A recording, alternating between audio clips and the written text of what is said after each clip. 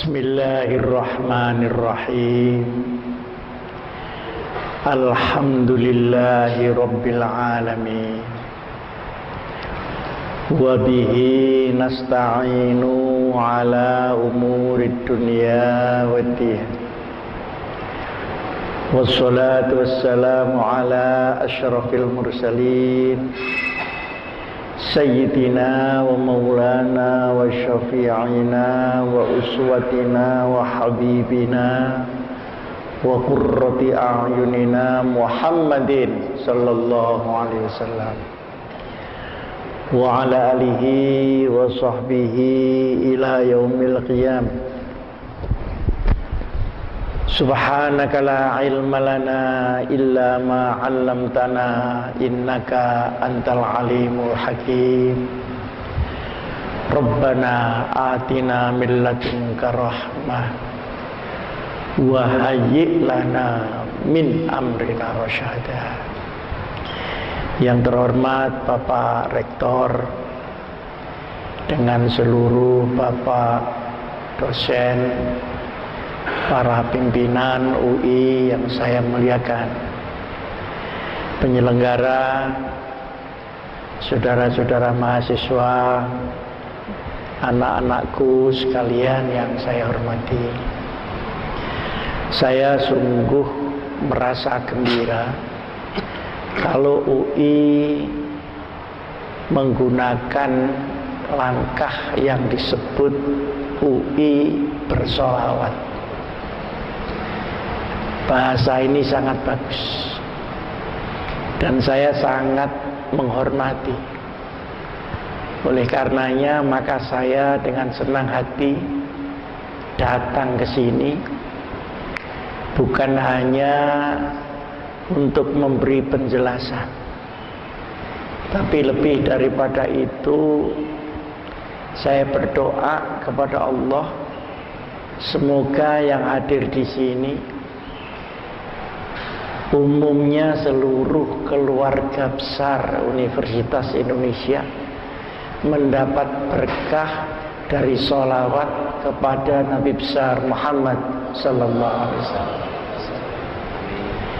Berkah ini sangat penting karena segala sesuatu yang kita punyai baru berkah kalau ada beberapa syarat. Syarat yang pertama, kalau kita mencari ilmu, memang mencari ilmu. Jangan kelihatannya mencari ilmu, sebenarnya mencari ijazah aja. Ijazah harus ikut ilmu, tidak boleh ada ijazah berdiri sendiri. Orang yang mencari ilmu pun kadang-kadang ilmunya berkah. Mengapa berkah? Karena ilmunya dipertanggungjawabkan kepada Allah, kepada Rasulnya, dan kepada umat Muhammad luasnya. Jawaban ini bukan hanya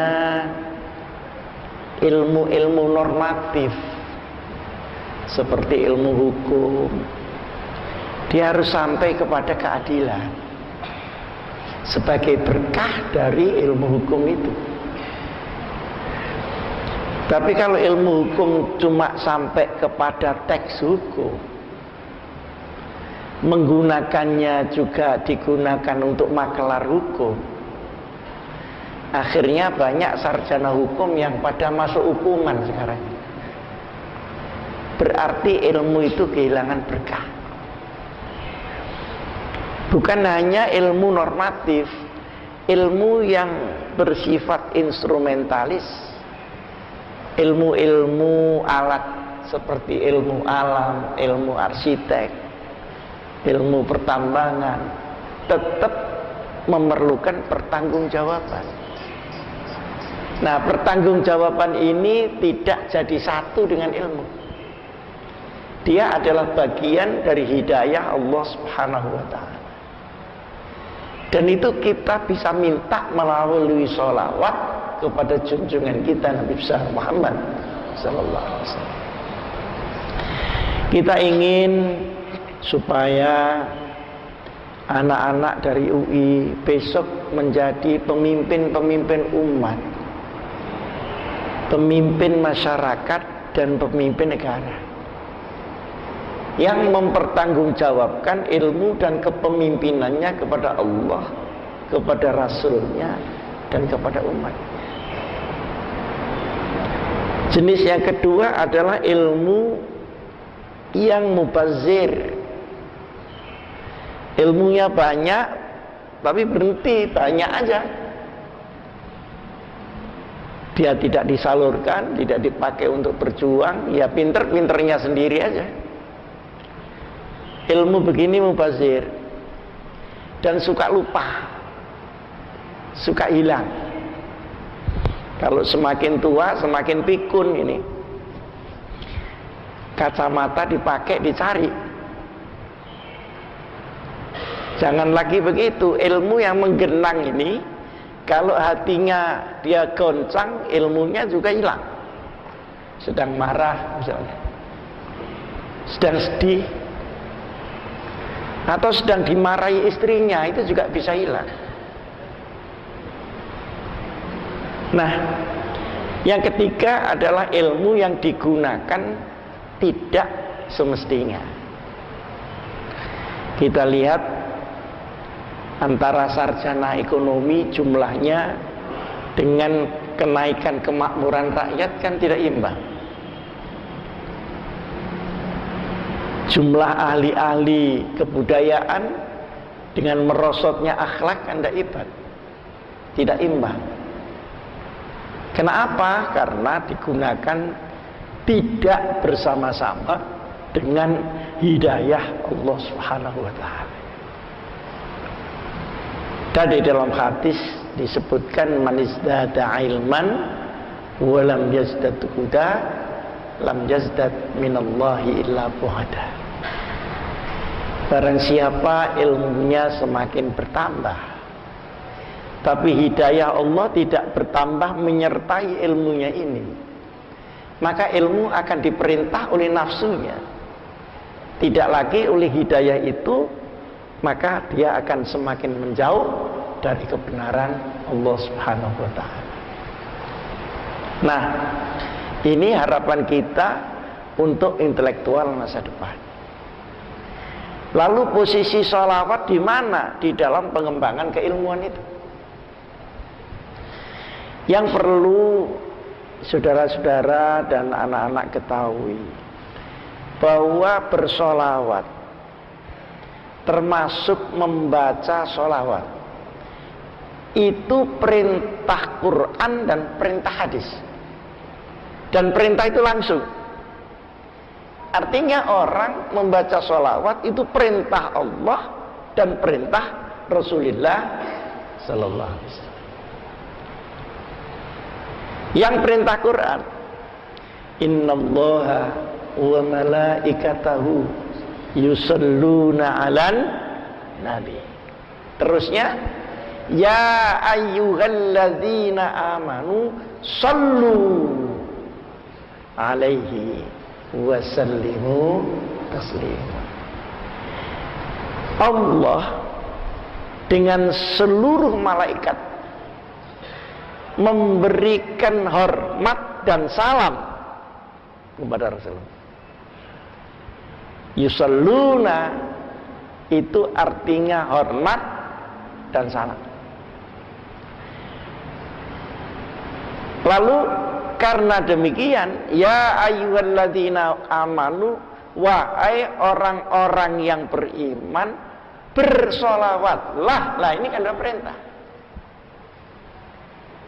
Sudah ada fi'il amr di sini. Sallu alaihi, kepada Muhammad, wasallimu, dan beri salam.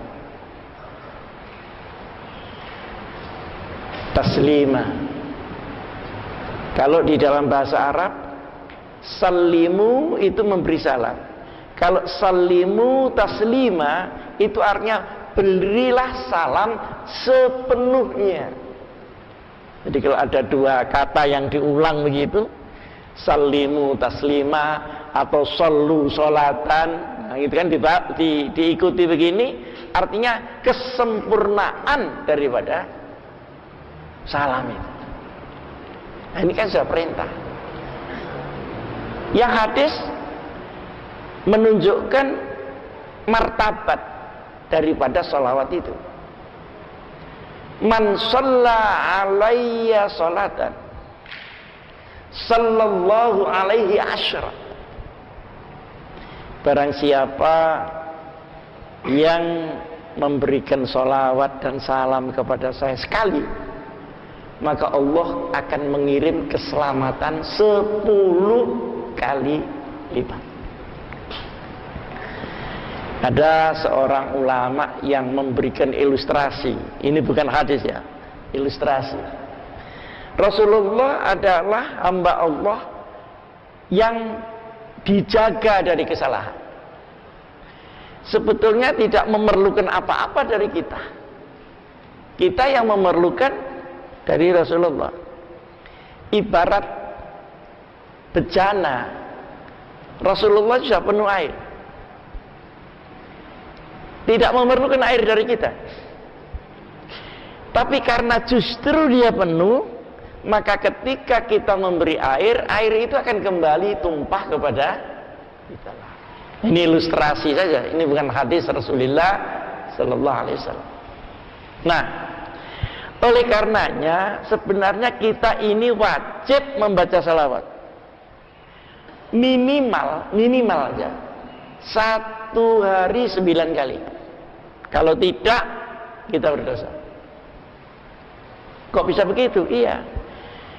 Kita sholat kan 5 kali. Kalau sholat subuh, kita mesti tahiyat. Tahiyat itu tidak sah kalau nggak ada sholawatnya. Allahumma sholli ala Sayyidina Muhammad. Ada yang tidak pakai Sayyidina, ya nggak apa-apalah. Allahumma sholli ala Muhammad wa ala ali Muhammad. Jadi dipanggil namanya aja, jambal aja gitu. Mat gitu. Nggak apa-apa juga. Kama shallaita ala Ibrahim. Kalau zuhur tahiyatnya berapa kali? 2 kali. Tahiyat 2 kali itu kalau nggak ada selawatnya juga nggak sah 1 rakaat itu. Ini menurut fikih Imam Abu Abdullah Muhammad bin Idris Asy-Syafi'i radhiyallahu anhu. Berarti kan sudah 3. Asar 2 kali. Tahiyat awal dan akhir. Maghrib 2 kali. Kan sudah berapa itu? 7. Isya 2 kali, 9. Tidak bisa tidak. Bahkan sholat yang di luar sholat wajib pun pasti harus menggunakan sholawat. Misalnya sholat sunat, termasuk sholat gaib. Saya tadi di Masjid Al-Hikam baru mengadakan sholat gaib untuk Al-Maghfurlah Kiai Abdullah Fakih. Itu Allahu Akbar yang kedua isinya sholawat. Allahu Akbar yang pertama isinya Fatihah. Yang kedua isinya sholawat. Nah kalau tidak juga harus diulang itu sholat. Jadi hubungan kita dengan Nabi besar Muhammad Sallallahu Alaihi Wasallam kemudian merupakan jembatan menuju Allah dengan melakukan seluruh ajalannya adalah link yang tidak boleh diputus. Maka kalau ada orang bilang kita pakai Quran aja, tidak usah pakai hadis, itu salah. Seperti kita pakai undang-undang dasar saja, tidak usah pakai undang-undang. Padahal undang-undang itu pelaksanaan dari undang-undang dasar. Seperti itu kira-kira. Nah, di luar itu sangat dianjurkan membaca sholawat. Karena sangat dianjurkan membaca sholawat itu, hampir seluruh ulama-ulama mazhab apapun, kalau dia berdoa kepada Allah, dahului dengan syukur dan dengan sholawat. Mesti alhamdulillahirabbil wassalatu wassalamu.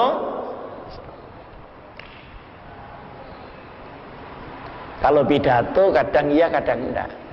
Lihat orangnya apal enggak salawat.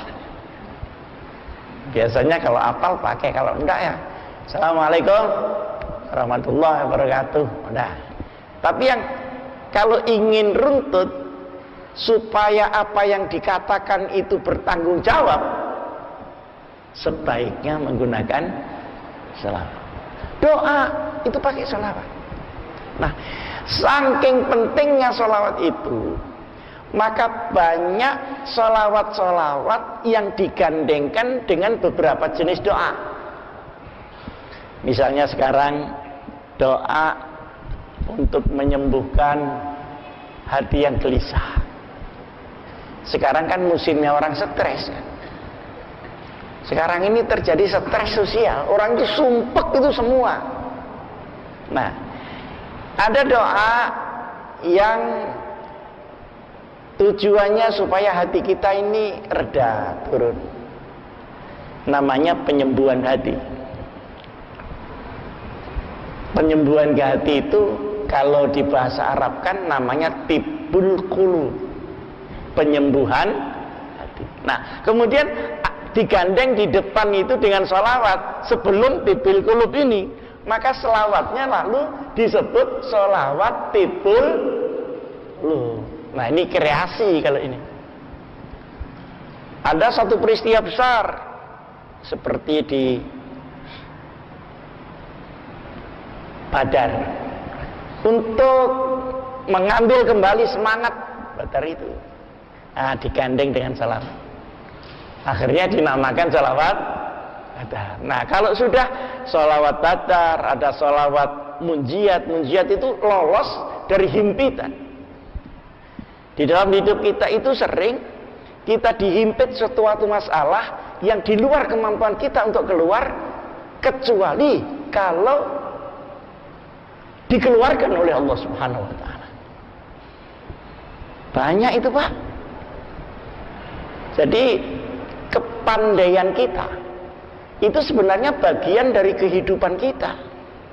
Bukan kehidupan kita bagian dari kepandaian atau ijazah kita. Enggak. Setiap manusia dia akan masuk, enggak tahu kapan, umur berapa lama, masalahnya apa, tingkat beratnya seperti apa, dia akan mengalami suatu posisi di mana dia tidak bisa keluar tanpa izin Allah Subhanahu wa taala. Maka marilah kita banyak-banyak membaca sholawat. Yang sudah bisa panjang, alhamdulillah. Allahumma sholli ala sayyidina Muhammad. Kalau kepanjangan itu dianggap itu bikin-bikin, ya yang pas-pasan saja. Jadi misalnya pakaian ya sepan aja, tidak usah midi atau maxi, yang mini aja. Allahumma sholli ala Muhammad atau sallallahu ala Muhammad. Kenapa harus diulang? Nah, itu hanya supaya bibir kita ini terbiasa. Tetapi yang terpenting adalah bahwa kita dengan ikhlas dan tulus menyampaikan salam takzim itu kepada Rasulullah sallallahu alaihi wasallam. Itu yang penting. Nah, tingkat ketakziman kita itu tidak bisa diukur dengan omongan kita saja, tapi harus diukur dengan hati kita. Lalu tadi hadis Rasulullah sallallahu alaihi wasallam yang tadi saya sebut, man shalla 'alaiha sholatan sallallahu alaihi asyra. Berarti cabang kegunaan sholawat itu banyak. Minimal ada 10. Tapi 10 ini tidak diterangkan bidang apa saja. Kita bisa menduga-duga. Pertama apa? Sholawat akan membuat emosi kita menjadi turun, menjadi stabil. Stabilitas emosi akan menumbuhkan power pada spiritualisme kita. Kita ini kan punya rasio. Rasio itu cerdas, tapi tidak ada jaminan benar. Karena apa? Karena masih tergantung siapa yang menggunakan rasio itu. Nafsu kita apa nurani kita. Di bawahnya itu ada emotion, rasa. Di sini rasio, di sini rasa.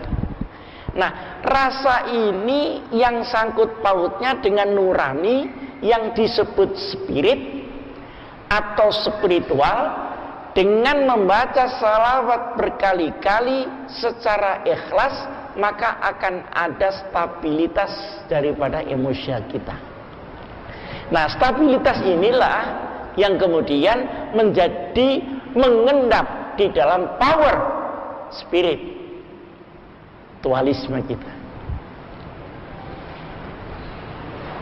Lalu kira-kira berapa kali?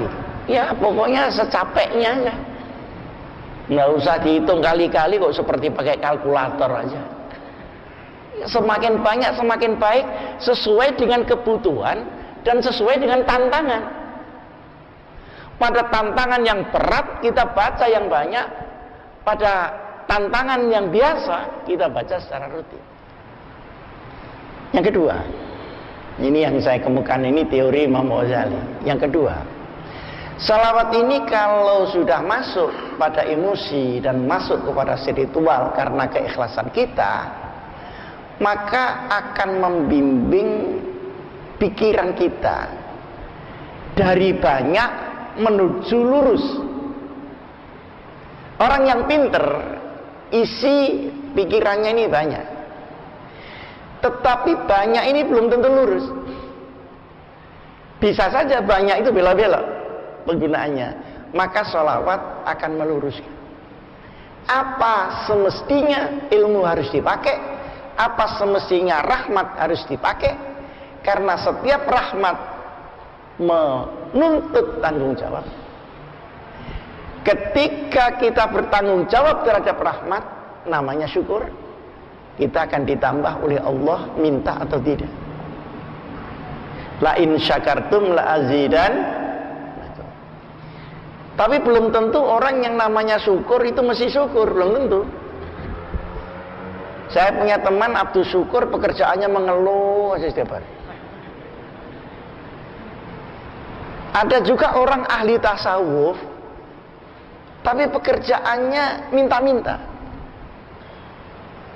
Bagus, bisa terjadi, bisa. Karena ilmu tasawuf itu ada di sini. Apakah yang di sini itu turun ke sini apa tidak? Konduktornya antara lain Al-Quran dan sholawat kepada Nabi besar Muhammad Sallallahu Alaihi Wasallam. Yang ketiga, kita ini hidup tidak dalam alam kosong. Kita masuk di dunia ini, dunia sudah hiruk pikuk seperti ini, dengan segala tantangannya, dengan segala fitnahnya, dengan segala perjuangannya. Itu sudah begini dunia ini isinya. Tilka sunnatullah wa lan tajida li sunnatillahi tabdila. Ada kejujuran, ada kemunafikan, ada kekasaran, ada kesabaran, ada ketergesa-gesaan, ada kerakusan, ada kemunafikan. Semua sudah ada. Baru kita masuk di dunia lain. Nanti ditarik lagi, diganti generasi yang akan datang, kondisi dunia dia begitu itu. Maka sholawat dia akan berfungsi pertama, ketahanan orang itu di dalam menghadapi aroma dunia yang tidak seperti yang kita inginkan. Kalau kita ini disalahi orang, kita tahu Pak, masih kita bisa pakai rasio kita. Tapi kalau kita disalahi orang kita tidak tahu gimana? Disinilah jinnah. Jadi sekaligus sholawat itu menjadi benteng dari kehidupan kita. Manakala diterima oleh Allah Subhanahu Nah, kelanjutan benteng itu, kelanjutan benteng. Walau serangannya dahsyat, menurut sabda Rasulullah sallallahu alaihi wasallam, ketika kamu tidak kuat menghadapi prahara, maka bentengilah dirimu dengan selawat. Kalau tidak cukup, berpuasalah. Puasa itu juga luar biasa. Yang ikhlas kepada Allah. Kita di dunia ini kita tidak bisa minta dunia seperti mau kita. Jadi dunia semuanya soleh, semuanya jujur, tidak ada yang fitnah, tidak bisa. Yang bisa itu kita minta kepada Allah supaya diselamatkan dari seluruh aroma dunia. Qul a'udzu birabbil falaq min syarri ma khalaq. Coba perhatikan, min syarri ma khalaq, dari kejahatan yang dibuat, diciptakan oleh Allah. Jadi Allah menciptakan itu. Allah menciptakan Islam, Allah menciptakan musuh Islam. Supaya kamu bisa menghadapi itu dengan berpegang kepada i'tisam bihablillah. Tidak ada nabi lahir, nabi berjuang tanpa direpoti, itu tidak ada ceritanya. Ya itulah isi dunia. Kalau minta semua beres, itu mungkin kalau dunia ini buatan pade kita sendiri. Selama ini buatan Allah, buat apa? Tilka sunnatullah wa lan tajida li sunnatillahi tabdila. Jadi salawat itu akan menjadi junnah, benteng kita. Kurang ditambah puasa. Tapi alhamdulillah sekarang ini puasa sudah tidak musim. Yang musim itu kuliner sekarang. Jadi orang disuruh makan terus. Saya dulu punya kiai di Jawa Timur namanya Kiai Soim. Kenapa? Karena puasa terus. Tapi di Depok ada Muhammad Soim makan terus. Ya terus masuk ceramah ini kalau nggak ada snacknya kurang sedap kan. Tapi satu ketika coba kita kendalikan perut, seks, kita kendalikan panca indera, pikiran, emosi dan spiritual, maka itu akan menjadi power baru. Inilah salawat kepada Nabi besar Muhammad sallallahu alaihi wasallam. Nah, kalau maulid itu lain lagi. Kalau maulid, ingat saya besar-besaran itu baru zaman Salahuddin Al-Ayyubi yang besar-besaran.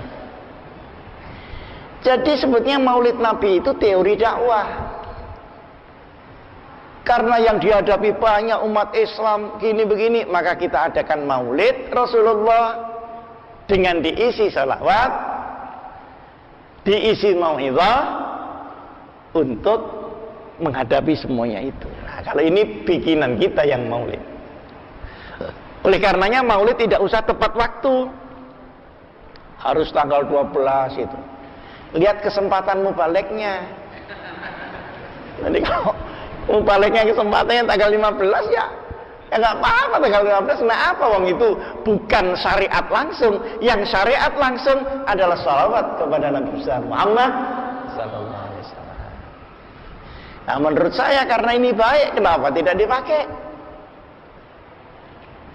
Dulu memang Rasulullah sallallahu alaihi wasallam tidak pernah mengundang orang kampung untuk mauludan.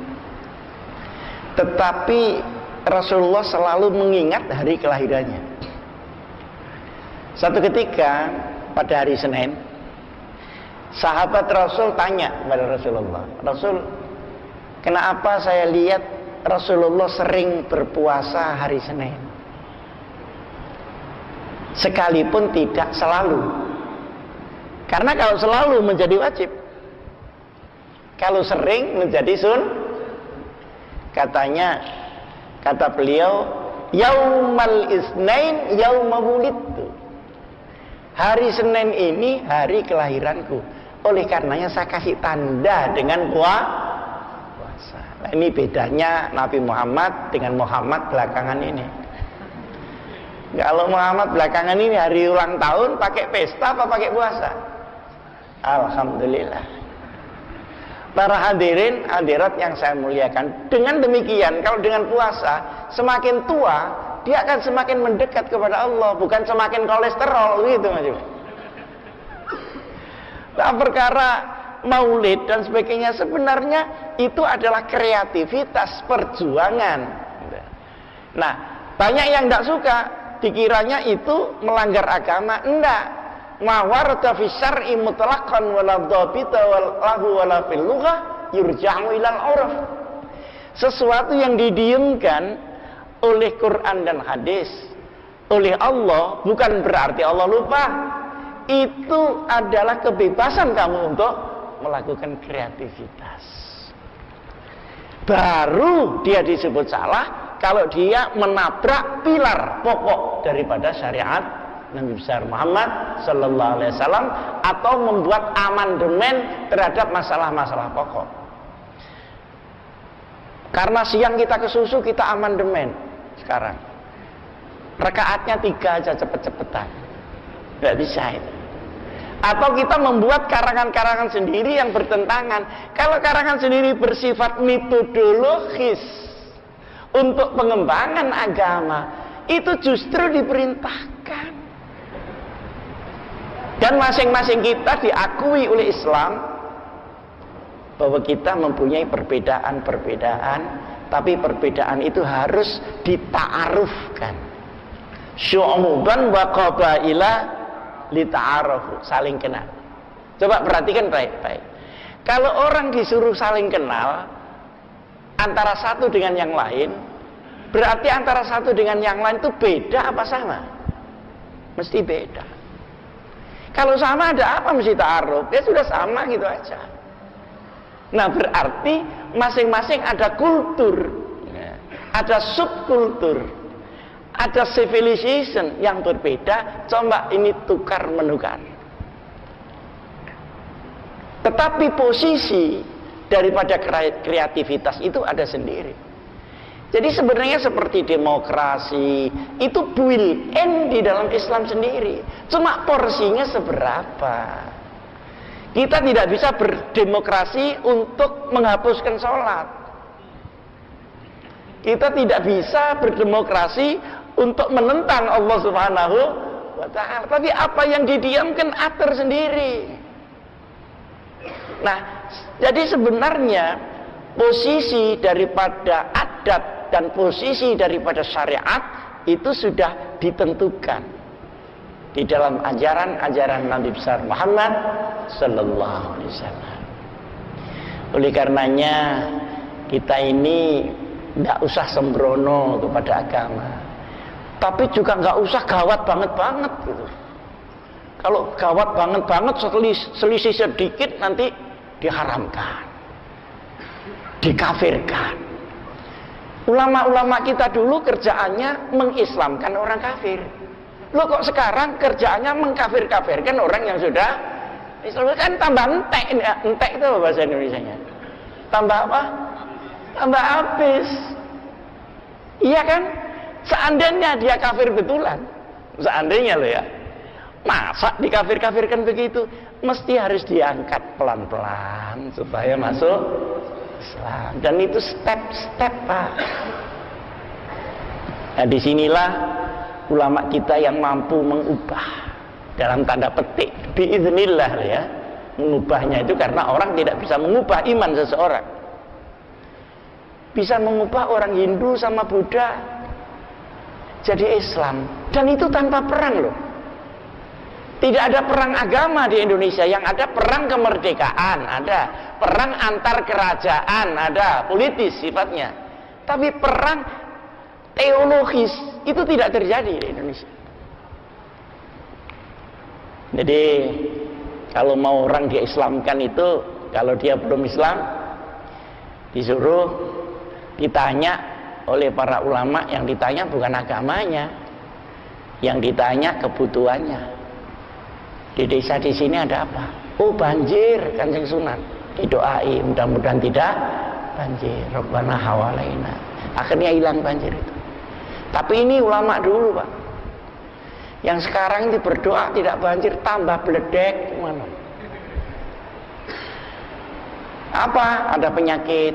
Wa nunazzilu minal Qur'ani ma huwa syifaa'un wa rahmatan lil mu'minin wa la yaziduz zalimina rada. Sudah. Ini pemberian Tuhan. Mari sama-sama asyhadu an la ilaha illallah. Diajari Fatihah, langsung sholawat kepada Nabi besar Muhammad sallallahu alaihi wasallam. Demikianlah proses pengislaman, karena pengislaman dengan kekerasan akan mengakibatkan orang terpaksa masuk Islam, padahal terpaksa masuk Islam itu tidak sah Islamnya menurut syariat Rasulullah sallallahu alaihi wasallam. Jadi tidak ada gunanya menakut-nakuti orang supaya Islam, itu tidak ada gunanya, nggak sah juga dia. Nah, oleh karenanya dunia ini tidak akan lepas dari kekerasan. Tapi biarlah kekerasan itu bukan berawal dari agama. Biasanya berawal dari ketidakadilan, berawal daripada hilangnya keteladanan, berawal dari kemiskinan, berawal dari kebodohan, berawal dari hilangnya gotong royong.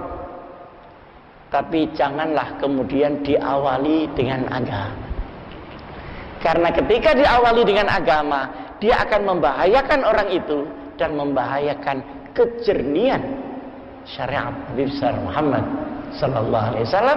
Justru agama harus dipakai untuk kontra kerusuhan-kerusuhan, kontra daripada keruwetan-keruwetan yang sekarang ada. Mari kita jujur aja, menurut saudara-saudara para mahasiswa, Indonesia ini lancar-lancar saja apa ruwet? Menurut Bapak gimana saudara ini? Indonesia ini lancar apa ruwet? Ruwet. Karena banyak yang bilang ruwet, saya ikut ruwet saja Pak, daripada saya sendirian. Ruwetnya Indonesia itu kurang orang pinter apa kurang orang benar? Ya, tidak menjawab pun sudah menjawab sendiri. Jadi proses pinter ke benar itu tidak segampang dalam teori-teori ilmu pengetahuan. Di sini ada faktor hidayah, di sini yang harus diambil. Dari benar ke pinter pun tidak gampang.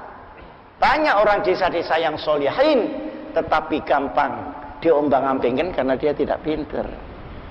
Tapi sesulit-sulit membuat pinter orang benar, lebih sulit lagi membuat orang pinter menjadi, karena orang yang pinter ini reaktif gitu. Tanya terus. Kadang-kadang tanya belum dijawab sudah pergi.